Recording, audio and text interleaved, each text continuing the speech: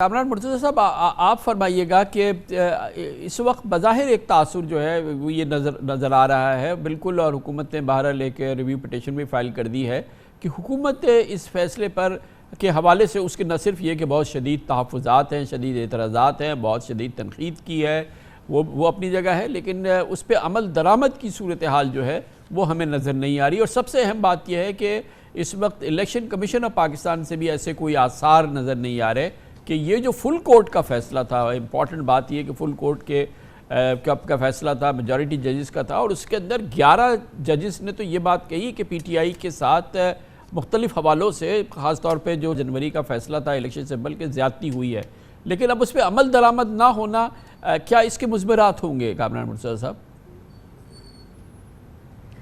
देखिए, इस फैसले पे मेरे अपने तकनीकी तहफ़्फ़ुज़ात हैं, मैं उसके साथ एग्री नहीं कर रहा जो मेजॉरिटी डिसीजन है, मगर स्टिल ये लॉ ऑफ द लैंड है। लॉ ऑफ द लैंड है, इसका मतलब है कि इसको इम्प्लीमेंट होना चाहिए। आप इससे इत्तफ़ाक़ करें, आप इससे इख्तलाफ करें, दोनों सूरतों में आपके पास रिव्यू का हक़ है, मगर आपको इसको इम्प्लीमेंट करना है। रिव्यू आपने फ़ाइल कर दिया, अगर रिव्यू में आपको कोई रिलीफ मिल जाती है इट्स ओके, अदरवाइज़ आपको इम्प्लीमेंट करना है। और चूँकि कोई स्टे ऑपरेट नहीं कर रहा और स्टे ऑपरेट करता भी नहीं है, कभी अपने फ़ैसलों को किसी ने सस्पेंड किया भी नहीं है, तो इसका मतलब ये है कि आप इम्प्लीमेंट करिए। और फ़र्ज़ कर लीजिए अगर रिव्यू में जो है वो कोई बात तब्दील हो जाती है तो फिर वो दोबारा फिर रिवर्स हो जाएगा। जैसे पहले जो है वो सीटें किसी और को मिली थी, वो सीटें उन जिनको मिली थी उनसे चली गई। आप इस फैसले को इस हालत में आपने इन एनी केस अमल करना है। मेरा कोर्ट में स्टैंड और था, मेरा आज भी जो है ना, मैं जानता हूँ कि मैं किस जगह पे खड़ा हूँ और मैं इस फैसले से इत्तफाक नहीं करता, मगर ये लॉ ऑफ द लैंड है, आपने इस पर अमल करना है। अगर अमल नहीं करेंगे तो इसका मतलब अनारकी है। तो शेख साहब, इसमें जो रिव्यू की एक ज़ाहिर है कि वो हक़ तो हासिल है, उसका क्या प्रोसेस होगा, वो कैसे होगा? क्योंकि हुकूमत ने एक रिव्यू फ़ाइल किया है, गो कि अभी तफसीली फ़ैसला नहीं आया है।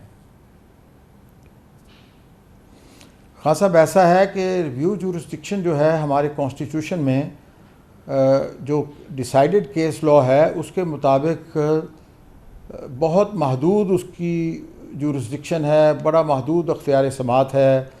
Errors floating on the surface of the record are the only grounds on which this review petition can be accepted.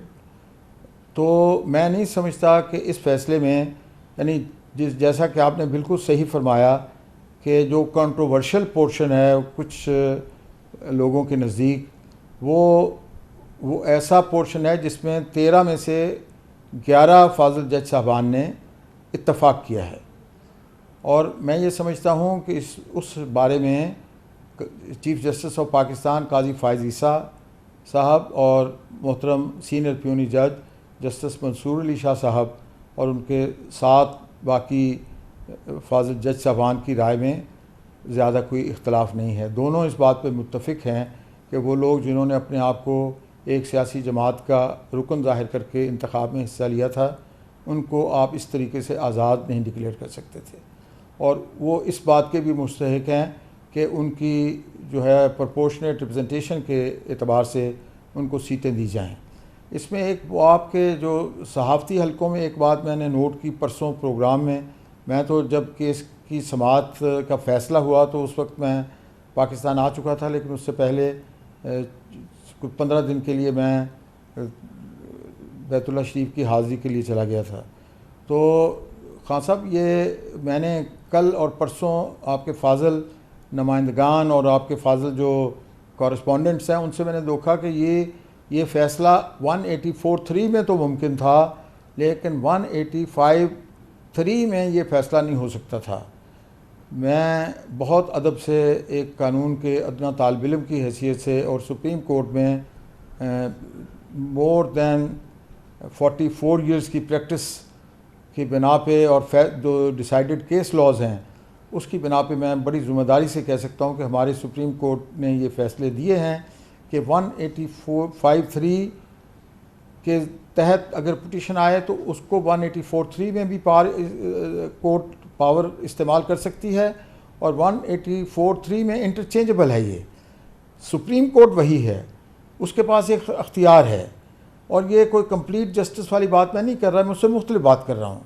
ये जो ओरिजिनल जुरिस्डिक्शन है 184(3) में, अगर एपेलेट जुरिस्डिक्शन में भी कोई आदमी आ जाए और उसका केस 184(3) की किसी एनफोर्समेंट ऑफ फंडामेंटल राइट के तहत कवर हो तो वो सुप्रीम कोर्ट उसको नाफिज कर सकती है।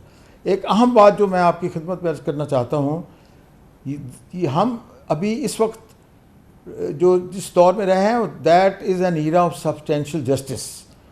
Technical errors and technical knockouts का ज़माना नहीं है। ये उज़र के फ़लाँ जमात फ़रीक थी, फ़लाँ जमात फ़रीक नहीं थी। मैं ये नहीं समझता कि अगर सुप्रीम कोर्ट को दौरान समात ये पता चलता है कि वो फ़रीक जो हमारे पास फ़रीक मुकदमा नहीं है उसका इस्तेहकाक बनता है, तो उसको रिलीफ देने में कोई अमर माने नहीं है। एपेक्स कोर्ट है, यहाँ सारी ज़िंदगी मुकदमेबाजी में ख़त्म नहीं करनी, मुल्क को चलाना है। और मुल्क जिस नाजुक हालात से गुज़र रहा है उसका ये तकाज़ा है कि हम ज़्यादा से ज़्यादा पॉलिटिकल स्टेबिलिटी के लिए अपना अपना किरदार अदा करें। मैं समझता हूँ सुप्रीम कोर्ट के सारे जज साहबान ने, सारे जज साहबान इंडिपेंडेंट्स हैं। वो जमातें जो अपने ख़िलाफ़ फैसले आने के बाद जज साहबान को सोशल मीडिया में परेशान करती हैं, इस रवैये को ख़त्म होना चाहिए और सियासी जमातों को जिम्मेदारी के साथ उनको रोकना चाहिए। ये बताइएगा कि जैसे शेख साहब ने कहा कि ठीक है ये हक था, वो असल में पीटीआई के नामजद करदा, उनको पीटीआई को वो हक मिलना चाहिए व्हाटएवर, लेकिन सबसे अफसोस की बात यह है कि एक नज़ीर कायम हो चुकी है पंजाब के इलेक्शंस के हवाले से, जहाँ पे सुप्रीम कोर्ट का फैसला आया था कि पंजाब के इलेक्शंस कराए जाएँ, और ज़ाहिर है कि 90 दिन में तो वो इलेक्शन नहीं हुए थे। उसके बावजूद सुप्रीम कोर्ट के फैसले को नज़रअंदाज कर दिया गया, उस पर अमल नहीं हुआ, उस पर किसी को सज़ा भी नहीं हुई। तो इसलिए एक ख़्याल आम ये है कि वो नज़ीर को सामने रखते हुए ये ऐन मुमकिन है कि हुकूमत एक बार फिर इसको फैसले को मुस्तरद कर दे, इलेक्शन कमीशन एक बार फिर इस फैसले पे अमल दरामद ना करे। और ज़ाहिर है कि हुकूमत के जो लोग हैं उनकी अपनी राय है, आपने खुद फरमाया कि आप इस फैसले से इत्तफाक नहीं करते, लेकिन एक नज़ीर कायम हो चुकी है पाकिस्तान में, और ये तसलसल से होगा तो ये तसलसल से दूसरा सुप्रीम कोर्ट का बड़ा फैसला होगा जिसको कि नज़रअंदाज कर दिया जाए। देखिए एक तो आइडियल पोजीशन है कि हम ग्रेस शो करें। जी कामरान मुर्तज़ा साहब फरमाइएगा। जी जी जी जी जी जी एक तो जो आइडियल पोजीशन है कि हम ग्रेस शो करें, और बावजूद इसके कि इसमें लूज़र मेरी अपनी जमात भी लूज़र है, उसने भी कोई 10, 11, 12 सीटों की उससे भी चली गई हैं, तो हमने ग्रेस शो किया कि हम रिव्यू भी फाइल नहीं करेंगे और हम इसका खैर मकदम करते हैं, हम इसको एक्सेप्ट करते हैं। अगर किसी को प्रॉब्लम था, अगर जिनसे सीटें गई, अगर वो अपने तौर पे अपनी ज़ात के लिए जाना चाहे तो हम उसको नहीं रोकेंगे, मगर एज ए पार्टी हम नहीं करेंगे। तो अगर हम ये ग्रेस नहीं शो करेंगे, सुप्रीम कोर्ट के जजों ने कोई लाठी नहीं पकड़ी होती, कोई उनके पास जो है ना वो ऐसा कोई मैकेनिज़्म नहीं होता कि जाके ज़बरदस्ती जो है वो फ़ैसला करें। ये उन कौमों के लिए इस तरह के फ़ैसले होते हैं जो कौमें जो है उनको तहज़ीब होती है कानून के हवाले से। अगर हम इस हवाले से अगेन बद तहज़ीबी का मुज़ाहरा करेंगे तो उसका नतीजा जो है वो फिर बहुत ख़राब होगा, और फिर शायद हमको दुनिया में जो थोड़ी बहुत अगर कहीं थोड़ी इज़्ज़त मिल भी जाती है तो वो भी हमारी लोगों के सामने नहीं रहेगी कि ये अपनी सुप्रीम कोर्ट का फ़ैसला भी नहीं मानते हैं। चले एक दफ़ा तो हमने जख मार ली, एक दफ़ा तो हमने गलती कर ली थी, मगर ये तो बार बार उसी तरह से करते हैं। जो फ़ैसला पसंद आए उसको मान लेते हैं, जो पसंद ना आए उसको किसी न किसी तरह से फ्रस्ट्रेट करने की कोशिश करते हैं, जो कि रवैया दुरुस्त नहीं है। मैं फिर कह रहा हूँ कि ये बावजूद इसके कि ये फ़ैसला मैं इससे इत्तफाक नहीं करता, मगर ये लॉ ऑफ लैंड है और इसको इम्प्लीमेंट होना चाहिए।